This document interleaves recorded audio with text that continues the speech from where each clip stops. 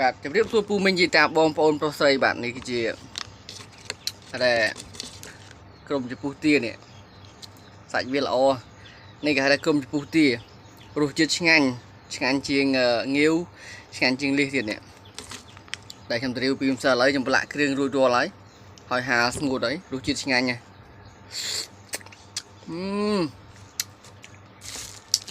ឆ្ងាញ់ពិតហ្មង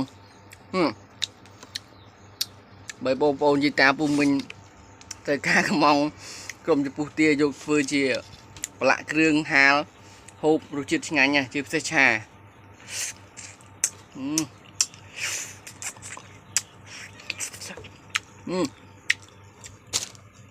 ហ្នឹងជាតិសាហាវហ្មងបាទឆ្ងាញ់ពិតអត់ផោទេ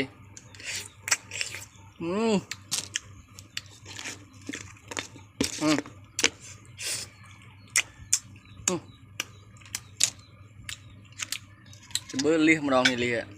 បើខ្ញុំទៅរាវពីម្សិល